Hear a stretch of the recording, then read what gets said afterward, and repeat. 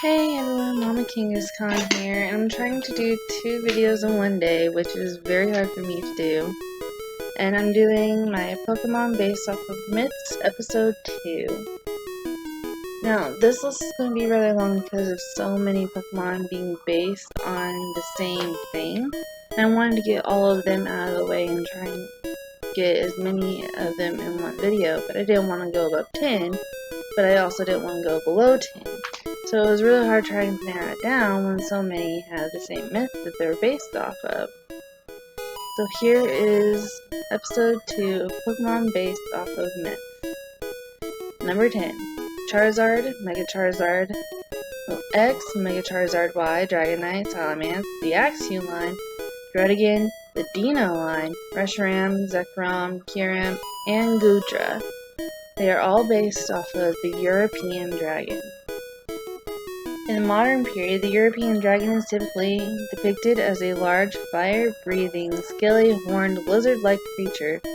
The creature also has leathery, bat-like wings, 4 legs, and a long, muscular, prehensile tail. Some depictions show dragons with feathered wings, crests, ear frills, fiery manes, ivory spikes running down their spine, and various exotic decorations. Others have no legs or multiple heads. That being said, Charizard is not actually a dragon type, and not all dragon types are based off of the mythological dragon. Just the ones that are based off of the mythological dragons from Europe and the Americas are on the number 10 spot. And the Dino line actually has another example of a dragon, which will be put into the next episode. I will make sure to put that one in so that you know what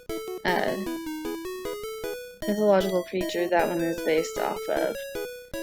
But Charizard is put into this not only because of one of the Mega Evolutions being part dragon type, but because of how it looks. It was originally to look like an actual dragon.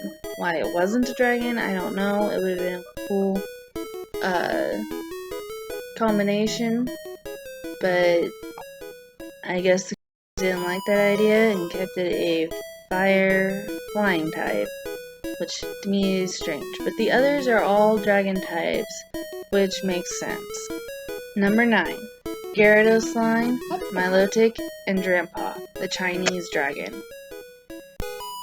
There is a legend in China of carp swimming upstream, which is what the Gyarados line is based off of. However, Milotic and Drampa are classic Chinese dragons. These dragons can be seen in many different forms, such as turtles and fish, but they're most commonly look like snakes that have 4 legs or no legs at all. The Chinese dragon traditionally symbolizes potent and auspicious powers, particularly control over water, rainfall, typhoons, and floods. The dragon is also a symbol of power, strength, and good luck for people who are worthy of it.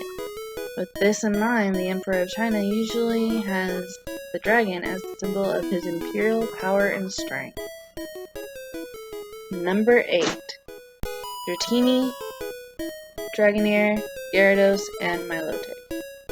Yes, I know Gyarados is on here twice, and so is Milotic, but they are on here because they have another creature they are based off of, the sea serpent.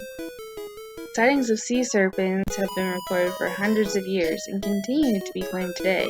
Cryptozoologist Bruce Champagne identified more than 1,200 purported sea serpent sightings. It is currently believed that the sightings can be best explained as known animals such as lungfish, oarfish, whales, or sharks, in particular the frilled shark.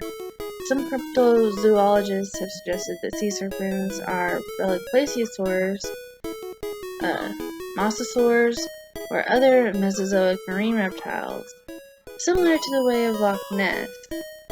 Again, sea serpents are dangerous, and if we lived in the Pokemon universe in ancient times, naturally Gyarados and Milotic would present a real fear to people who cross the oceans.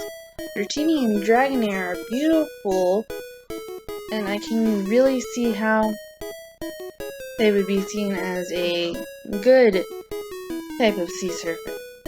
And Milotic could go either way depending on its nature. Gyarados is fearsome and prone to attacking people anyway.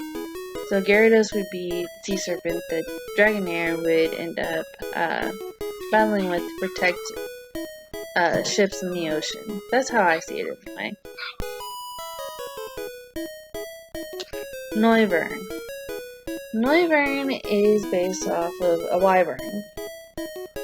And these creatures often have a dragon's head and wings, a reptile's body, 2 legs, and a tail. A sea-dwelling variant of a wyvern is the sea wyvern, as it has a fish's tail instead of a barbed dragon's tail. The wyvern in its various forms is important to heraldry, frequently appearing as a mascot for schools and athletic teams, mainly in the United States and the United Kingdom. It's a popular creature in European and British literature, video games, and modern fantasy.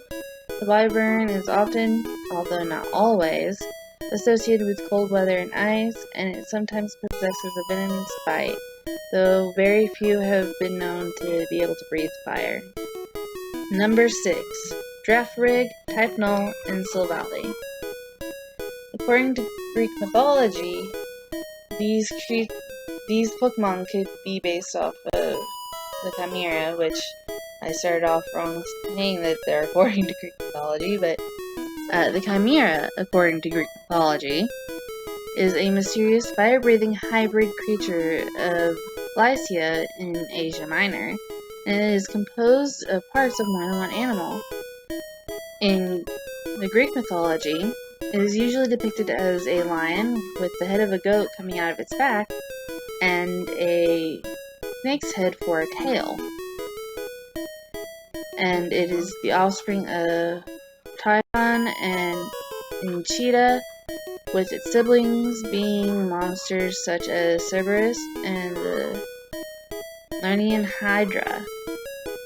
The term Chimera in recent times has come to describe any mythological or fictional creature that is made up of different parts of various animals and can have many different types of powers.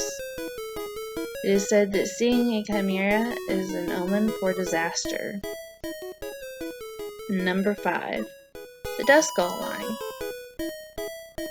Duskull line is depicting of the Grim Reaper, as well as many other different types of creatures, but we can definitely see death in these ghost types. The Grim Reaper is another name for death, and it is a common element in culture and history. As a personified force, it has been imagined in many different ways. In some mythologies, the Grim Reaper causes the victim's death by coming to collect them. In turn, people in some stories tried to hold on to life by avoiding death's visit, or by fending death off with bribery and tricks. Others believe that the specter of death is only a guide for souls, serving as last ties between the soul and the body, and guiding the deceased through the afterlife without having any control over when or how this person dies. In some mythologies, death is male, and in others, death is female. Number 4. Dewgong, Vaporeon, Milotic, Primarina, and Tapu Fini. These are all based off of mermaids and or sirens. Put them together because some people believe that sirens are a type of mermaid. Dewgong was put on here because of the tail. Same for Vaporeon. The tail is what makes them look like a classic mermaid. because it is long and very fish-like. Milotic because of the tail and the hair-like appendages being sort of like arms make it look like the fabled mermaid. Pure Maria is definitely a mermaid or siren because of its design and its abilities, such as its Z-move, which is very siren-like. Tapu Fini, however, is supposed to be based off of dolphins, but whenever it opens its shell, it looks a lot like a mermaid sitting in a clamshell. Mermaid is a legendary aquatic creature with the head and upper body of a female human and the tail of a fish. Mermaids appear in the folklore of many cultures worldwide, including the Near East, Europe, Africa, and Asia.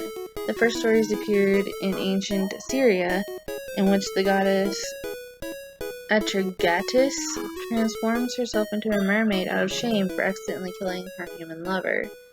Mermaids are sometimes associated with perilous events such as floods, storms, shipwrecks, and drownings.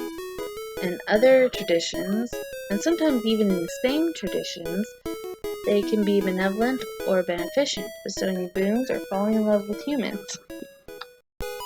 The male equivalent of the mermaid is the merman, also a similar figure in folklore and heraldry. Although traditions about and sightings of mermen are less common than those of mermaids, they are generally assumed to coexist with their female counterparts. Some of the attributes of mermaids have been influenced by sirens, which I will talk about later. Historical accounts of mermaids, such as those reported by Christopher Columbus during his exploration to the Caribbean, may have been inspired by manatees and other similar aquatic mammals. While there is no evidence that mermaids exist outside of folklore, there have been reports, even in present times, of mermaids living among us. In Greek mythology, sirens are dangerous creatures who lure nearby sailors with their enchanting music and voices. Their ships end up wrecking on the rocky coast of their island. What this island looks like depends on what mythology you are reading and who tells the story. Garchomp and Druddigon. Both of these Pokemon look very frightening and seem to look a lot like gargoyles. Now, a gargoyle is a living monster that is made of stone-like substance during the day. By night, they become flesh and blood and spread a stone-like substance. They come in many varieties. Some are full-bodied with wings. Others are simply disembodied visages that simply watch, having only half a body. Gargoyles are not the same as other stone beings, such as gargoyles. Gargoyles are always in the form of inhuman, possibly demonic creatures. They stand guard in Gothic-style structures, such as cathedrals and European castles. Number 2. Rapidash.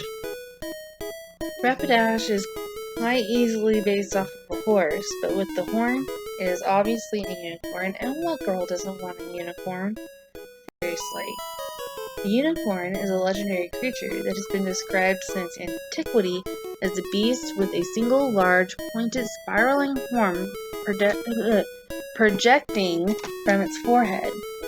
Unicorn was depicted in ancient seals of the Indus Valley civilization and was mentioned in ancient Greek mythology and accounts of natural history by various writers. The Bible even describes an animal, the Reem, which in some translations is a unicorn.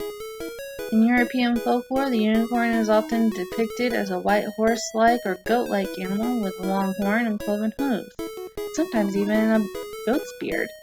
In the Middle Ages and Renaissance, it was commonly described as an extremely wild woodland creature, a symbol of purity and grace, which could only be captured by a virgin. In the encyclopedias, its horn was said to have the power to render poisoned water drinkable and was able to heal the sick. In medieval and Renaissance times, the tusk of a narwhal was sometimes sold as unicorn horns to make a quick buck.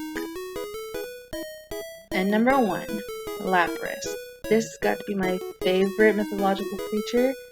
It is commonly found on pages dedicated to cryptozoology, because even though it is not proven to be real, much like mythological animals, there could be a chance that it is, which is what cryptozoologists are hoping for.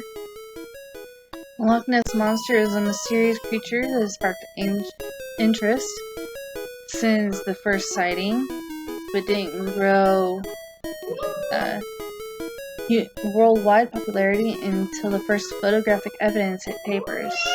The famous surgeon's photo is often disputed. Some say that it's real and it is what sparked their interest in the monster. However, the surgeon in question ended up saying that the photo was faked by him and his son or his friend. I can't remember which one. And many people believe that instead. Whatever you believe, Nessie has caused a fever that is still rampant. In the beta version of Red and Blue, Lapras' name was originally supposed to be Ness, in honor of Nessie, the Loch Ness Monster. And that is all for this video. I hope you enjoyed it. I love myths and legends, and I hope you are starting to understand what some of these creatures are based off of a little bit more. Maybe it has changed your perception of these creatures. Maybe it has made you want them more. Whatever the case, it makes for a deeper look into the game. That's all for this video. I will see you all next time. Bye! Did you like the video you just saw? Then hit that like button. Want to see more? I know I do. Click subscribe and hit the notification bell so you can receive updates on all my new videos when they're put up.